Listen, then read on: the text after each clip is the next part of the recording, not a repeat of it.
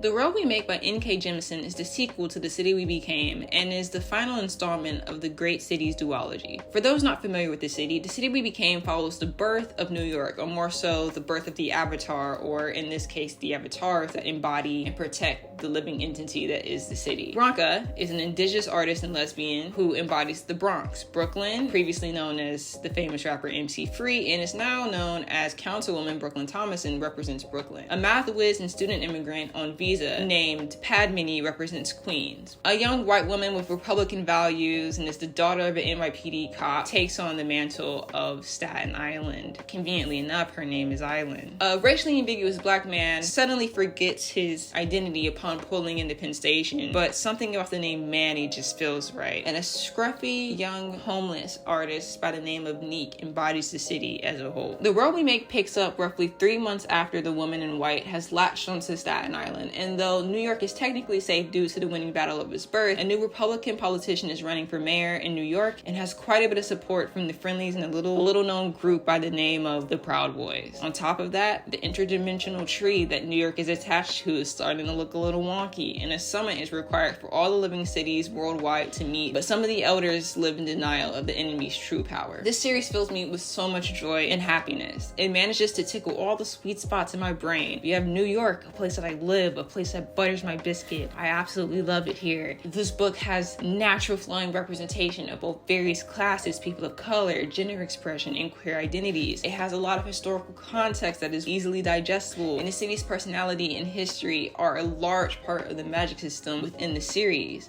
It pulls from Lovecraftian horror and flips it on its head to discuss racially charged and other social issues in America. In this way, we have agents of ICE and NYPD cops who turn into giant creepy worms with billions of teeth, and our primary villain is referred to as the woman in white who uses racist, capitalistic machines to take down underrepresented communities as one of her main war tactics. Also, the book is funny and the characters are amazing, but the thing that gets me the most about the series is how much it makes me feel seen, how much it makes me feel heard, how much I connected and related to the trials and tribulations of the characters, which were primarily set around racism, or more specifically, and arguably a lot more important, the systematic oppression that affects us as brown and black and or queer bodies every day. Like Brooklyn losing the brownstones that her family legally obtained, owned, and grew up in simply because a corporation in the city decided that they wanted them. Like Padmini relying on her job that's taking advantage of her time, full of racially charged and gender-related microaggressions. It doesn't pay her enough because she needs the job as a part of her education, but also for the sake of her visa. And the minute she's dissolved from her position, ICE comes knocking at her door, threatening her and her family. As a black person, I'm very aware of how often these things happen, especially with Brooklyn's situation. It has happened to immediate family members of mine more than once, displaced and told to leave their home with less than a month's time or notice because the house they've been living in for several years, or in some cases my entire life, is now under new and white ownership. I had the privilege of teaching international students at the college I attended, where they often feared being harassed for their visa status, or panicked about how COVID and Trump policies would affect their status, or what the process was like to stay in the States once school was finished. With most student visas, you aren't even allowed to work, and so a lot of students struggled with being able to take care of themselves financially, as they weren't able to receive money or income in a legal or straightforward way, which of course opens up its own can of worms. Unfortunately, having no real friends or community quite yet in New York, I don't really have anyone to talk to about these things. Not deeply. Not from people who can understand and can relate without getting uncomfortable or feeling like it's an attack on them as white people. And as someone who is new to New York and in love with New York as a city, entity, the culture, these books just hit the spot. The brilliance and cleverness displayed in the first book carried itself well into the sequel. The sequel was brilliant. I found it hard to put it down. It was constantly in my hands, and if it wasn't for whatever reason, I was actively thinking about it the entire time, waiting for the next opportunity to sit down and read it. But I will have to say it did not feel as airtight as the first book. There were a few loose ends, and it may be too pretty of a wrap-up. The duology was originally intended to be a trilogy, but in Jemisin's acknowledgement, she notes that with Trump and frankly everything that has happened since the last election, and possibly a little bit before, it was a little too much to handle, which frankly at times made it a bit hard and triggering to even enjoy the book as a reader. And so the series is now a duology, and though not rushed, you can almost feel when the decision was made. Frankly, I think it was handled and adjusted as well as it could have been, especially acknowledging the fact that she'd already been writing the book before the decision was made. But still, I feel like this could have been another 75 75 to 100 pages. And really, the loose ends were short, not really crucial to the plot point, and probably wouldn't even have altered the conclusion in the book. I just wanted more of Belle and his new relationship, and I wanted to see if Brooklyn really called Beyonce and what the favorite was. But as I said before, those weren't really important to the plot or the overall point I think Jemisin was trying to make, which was beautifully laid out in a series of numbers and monologue by Queen Padmini, which in itself wraps a tight bow around what colonization is. White sci-fi bros could never.